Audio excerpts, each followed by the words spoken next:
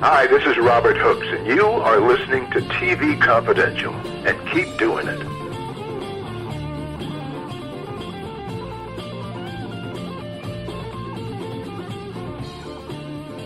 Ed Robertson welcoming you back to TV Confidential radio talk show about television that is pleased to welcome Mr. Patrick Kilpatrick, one of the finest character actors and action movie villains of our generation. Patrick's entertainment career has spanned more than 170 films and TV shows as a lead actor, producer, screenwriter, director, and global entertainment teacher, with a long list of credits that includes Minority Report with Tom Cruise, Dark Angel with Jessica Alba, Roanoke, the largest production in PBS history, the Los Angeles Theater Center production of Anthony and Cleopatra featuring John Goodman and directed by Oscar-winning director Tony Richardson, and such hit TV shows as 24, Dr. Quinn, Medicine Woman, and all incarnations of CSI. As an actor, Patrick Kilpatrick has been killed, beaten up, or jailed by every leading actor on Earth and in outer space. What you may not know is that in real life, Patrick nearly died at least 3 times before he turned 17, including severe bouts with asthma, allergies, and a relationship with his mother that was turbulent, to say the very least. Fortunately for all of us, Patrick discovered his passion for the written word at a very young age. He has just released Volume 2 of his 2-volume memoir, Dying for Living, Sins and Confessions of a Hollywood Villain and Libertine, Patriot. We'll tell you where you can find Patrick's book in just a second. But first, Patrick Kilpatrick, welcome to TV Confidential. Hi, it's nice to be here. Thank you very much. One correction. Volume 1 is out now. Volume 2 is set to come out in the next couple of months. Okay, well, there's plenty to talk about Volume 1 alone. There are many ways we could start our chat, Patrick. One thing that jumps out at me. Now, everybody listening to us tonight, every human living, breathing person is a walking contradiction. You describe yourself as a libertine patriot. I mean, that's a real contradiction because a libertine has no values, but a patriot has a lot of values. How did you come to describe yourself as that?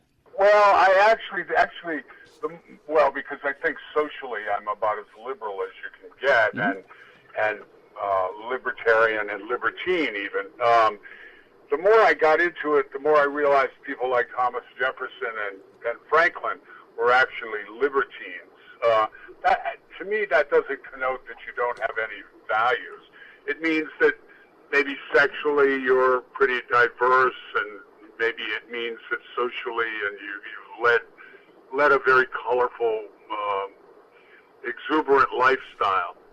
That's what libertine means to me. It doesn't mean that you don't have core values. And I certainly, as libertine as I might have been in my social life a lot, I always was a patriot and always was devoted to this country because that's the way I was raised. My father was a World War II underwater demolition team fellow, and I was reared on the American experiment being the light of the world and the liberation force of the world from World War II. And so I've always been devoted to this country, even as I was living a high and wild life, whether in Hollywood or not.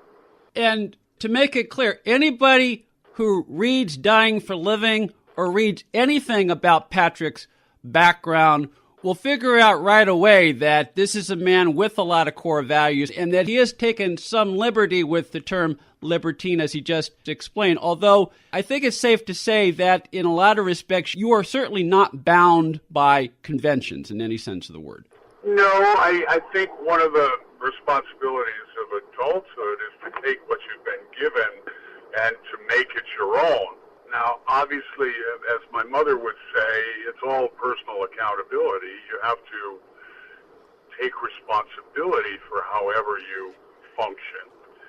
I've always had a devotion to the truth, so I've been very open about my life and aspects like that. But no, I'm not bound by conventions. That's the main reason why you make your way to Hollywood.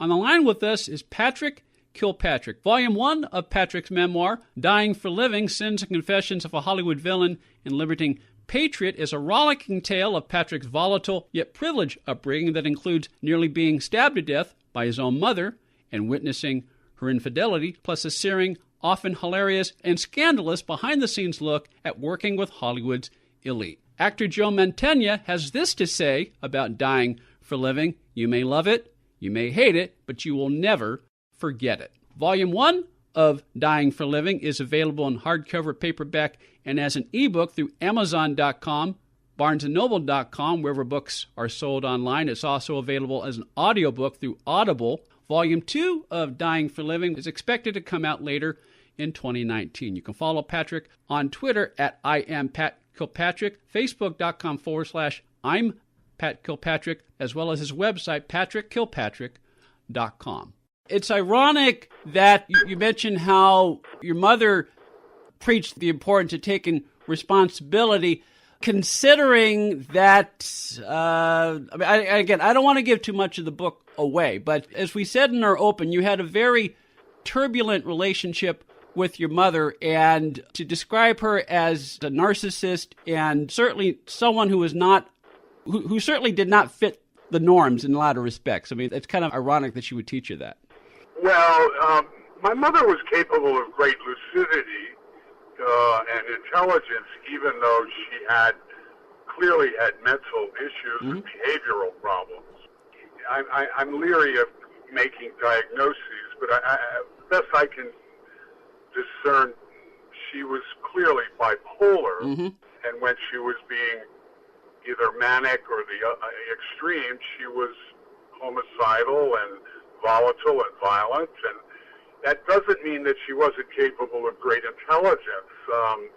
She almost got a doctorate in psychology, and she was like 1 hour short of that, and was by all accounts very professional and effective as a high school guidance counselor and very instrumental in her kids' lives. She just was, I think, somewhat of a perfectionist, and she had some chemical issues, and that was visited upon her children. The good news about that was it forced me to be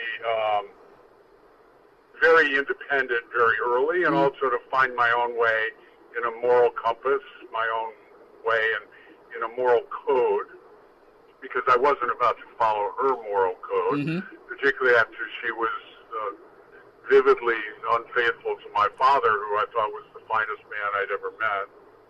Yeah, so she was a complex person, and it caused a lot of damage. You know, they had money. My father was very successful, and I had a privileged upbringing.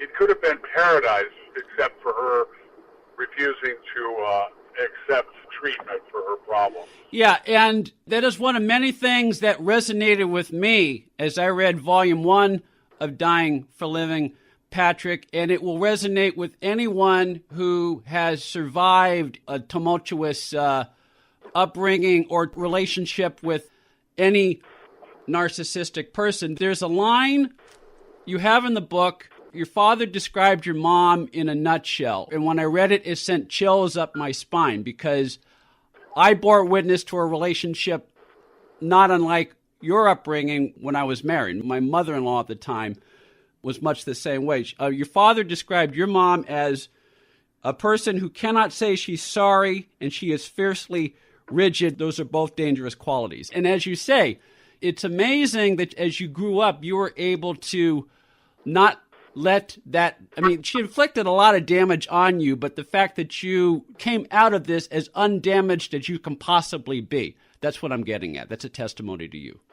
Well, thank you. There are a couple of things. Number one, I was a very strong individual, and as I said, I got away as much as I could from the age of 14. The other thing was the process of being a writer and an actor, for me, was a very, very healing journey.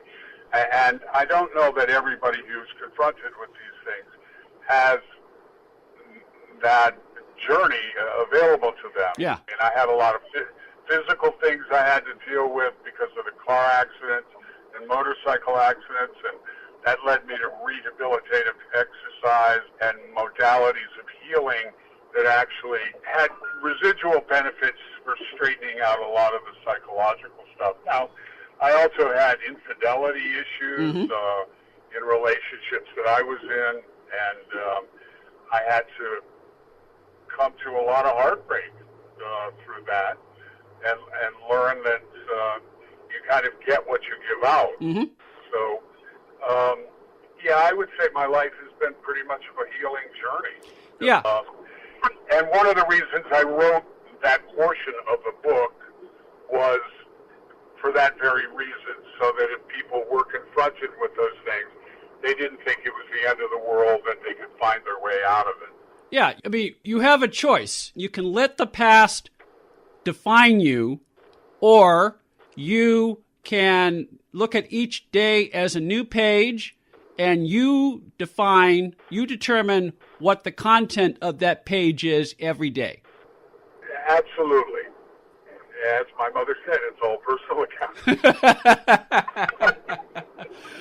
You know, she was an interesting woman, but not somebody you'd want to spend time with if you wanted a vacation. On the line with us is Patrick Kilpatrick, the Sandman in Death Warrant, not to mention the villain who battled Bruce Willis in Last Man Standing, Steven Seagal in Under Siege 2, Under Territory, Jean-Claude Van Damme in several motion pictures, as well as other top stars such as Tom Cruise, James Caan, Chow Yun-Fat, and Arnold Schwarzenegger. Patrick has just released Volume 1 of his 2-volume memoir, Dying for Living, Sins and Confessions of a Hollywood Villain and Libertine Patriot. One of Patrick's readers on Amazon describes Dying for Living as a modern-day Tom Jones, which is an appropriate analogy not only if you read Dying for Living or the original Tom Jones novel by Henry Fielding, but especially considering that Patrick once collaborated with Tony Richardson, the man who directed the Tom Jones movie starring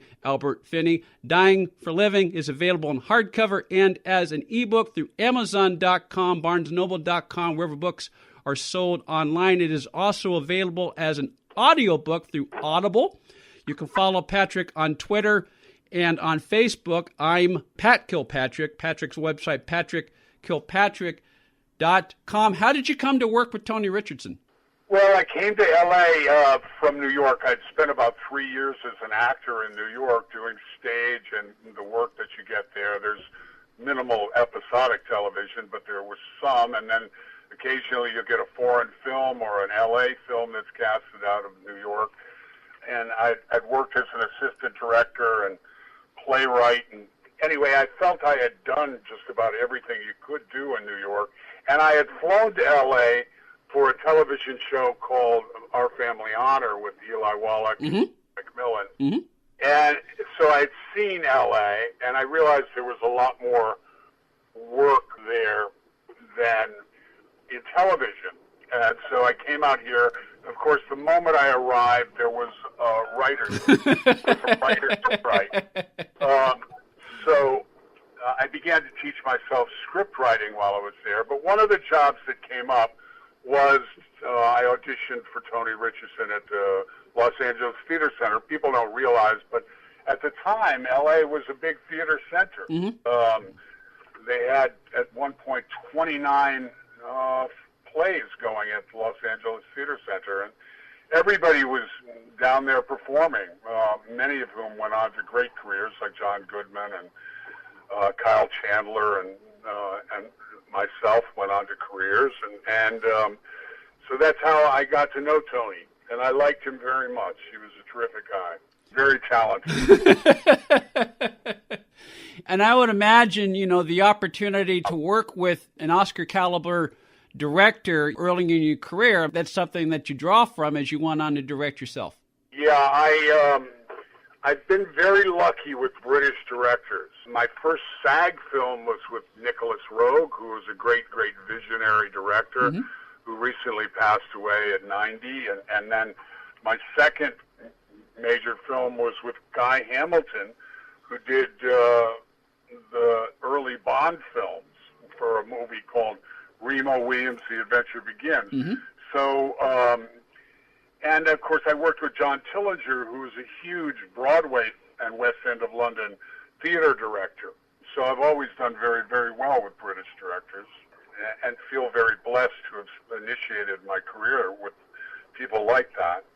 You mentioned that when you first came to L.A., as it happened, there was a strike and that shut down the acting industry, so that you refocused, and that's when you started teaching yourself how to screenwrite and understanding other aspects of the film industry. I understand, Patrick, that when you teach your students, that is also something you encourage them to do, to learn everything about the industry and not just what your lines are. Yeah, I think if you're a producer or a director or a writer, you need to know acting. If you're an actor, you need to know certainly great writing and producing and directing, because sooner or later, it doesn't matter where you are on the totem pole, you're going to have to begin creating your own content. Mm-hmm.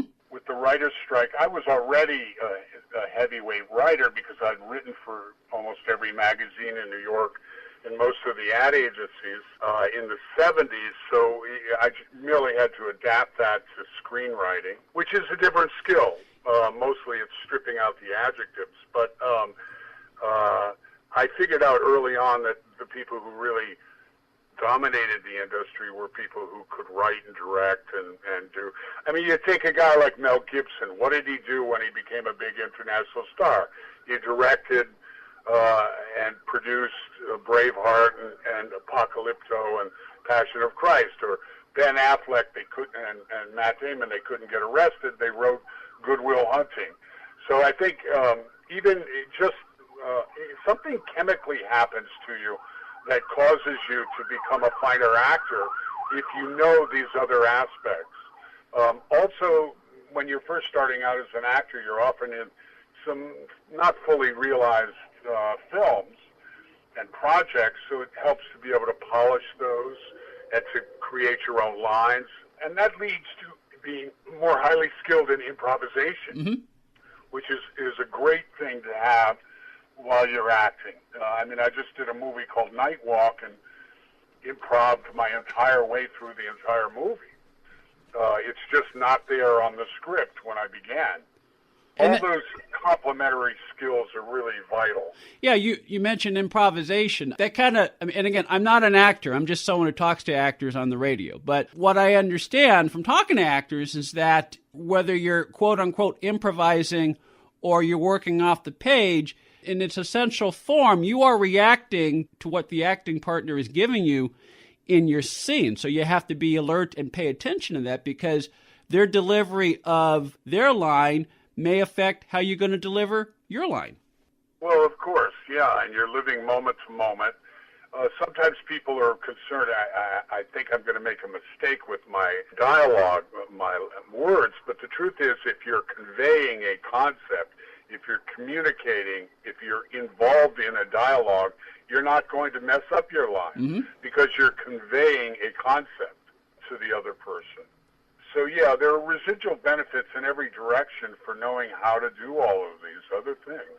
We teach a sort of cross-curriculum for people whenever we're mentoring a young actor or a young writer. I have producers and directors who come to class just because they want to learn how I do what I do as an actor when I'm on the set. I heard a siren in the background. I hope it was not coming after you.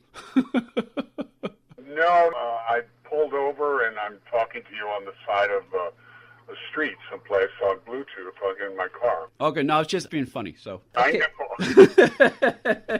You may be quite funny just because I don't break up in uproarious laughter. That doesn't mean that it wasn't funny. Well, as long as you're enjoying the experience of doing this interview, that's all that matters. Oh, yeah, okay. Sure. On the line with us is Patrick Kilpatrick, longtime movie and TV villain and the author of Dying for Living, Sins and Confessions of a Hollywood Villain and Libertine Patriot. Patrick is going to stay with us for another segment. We hope you'll stay with us when we continue our conversation with Patrick Kilpatrick here on TV Confidential.